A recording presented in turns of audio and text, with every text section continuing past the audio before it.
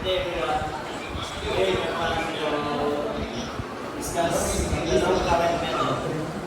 This is our diagram. We have our 15 volts, our R1 is 24 ohms, R2 is 59 ohms, R3 is 55 ohms, R4 is 98 ohms, and our R5 is 59 ohms. First, we're going to solve the loop 1. This is our loop 1. We have our formula in loop 1. V1 minus R1 multiply I1 minus R3 minus R2 I1 minus I2 equals to 0. Second, we're going to input the value. Our V1 is 15 volts. Our R1 is 24 minus 24 ohms over I1 over I3 minus 3 minus 59 over R2 59 ohms I1 minus I2 equals to 0. We're going to distribute the R1 to this 15 volts minus 24 I1 plus, since we have negative 24 and negative I3, we're going to plus 24 I3 minus 59 ohms and I1 negative 59 ohms I1 plus 59 I2 equal to 0. And thus is, since we have our I1 24 I1 and 59 I1, we're going to plus 59 volts minus this 24, negative 24, negative and negative 59 is negative 83 ohms I1 plus 59 I2. 59 I2, I3 is 24. This is our loop 1. 83 ohms I1, negative 59 ohms I2 minus 24 I3 is equal to 15 volts. This is our loop 1. In our loop 2, this is our loop 2. Our loop 2. We have value of R2 59 ohms, R4 98 ohms, and R3 55 ohms. This is our formula in loop 2. R2 quantity I2 minus I1 quantity plus R3 quantity I2 minus I3 quantity plus R4 quantity I2 plus 0. We're going to distribute the value of R2.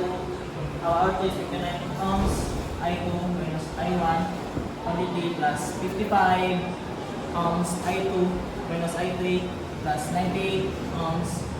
Our R4 98 ohms I2 equal to 0. We're going to distribute the 59 ohms I2 minus 59 I1 plus 55 I2 minus 55 I3 plus 98 I2. Our I1 is negative. This is our I1, negative 59 ohms I1. And our I2, we have our I2, 3 I2, 59 ohms I2, 55 ohms I2, 98 ohms I2. So we're going to plus this. And the result is 212 ohms I2. And our I3 is 55, I3 is equal to 0. This is our loop 2. In our last, this is our loop 3, last loop 3. Our value of loop 3 is R1 is 24 ohms, R3 is 55 ohms, and R5 is 59 ohms. This is our formula in I3. I1 quantity I3 minus I1 plus R3 quantity I3 minus I2 quantity plus I5 R5 quantity I3 equals to 0. Distribute the value of resistance. Our R1 is 24 I3. Ibiritso na siya, ibiritso na natin. I24 I3 minus 24 I1 our R3 is 55 I3 minus 55 I2, and our R5 is 59 I3 equals to 0. Since we have our I1 is, itong I1 raise sa timing lang, negative 24 ohms I1 minus, and our I2 is isa po, driving down din so, may mo siyang negative 55 ohms I2. Itong R3 is 2 above 24 I3, 55 I3 o 59 I3. Ito siyang i-plus, may mo siyang 138 I3 is equals to 0. This is our loop 3. And to get the delta,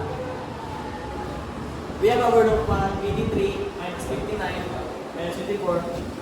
Our loop 2 is negative 59, 212 minus negative 55. And our loop 3 is negative 24, negative 55, and 138. To get this answer, we're going to calculate in the calculator and set to matrix. This is our answer. We're going to calculate in matrix. Our last is delta 3. And our delta 3 is, we have our 83 and negative 59 and our 15 volts. Our loop 2 is negative 59 and 212 and 0. And our I3, our loop 3 is negative 24 and negative 55 and 0. The same, to get this answer, same process of delta. We're going to calculate the matrix method in the calculator. This is our answer. If we calculate this, so we're going to get the I3. We have our formula in delta 3 over delta. So input the value of delta 3 and delta. So the answer is 0.081 ampere.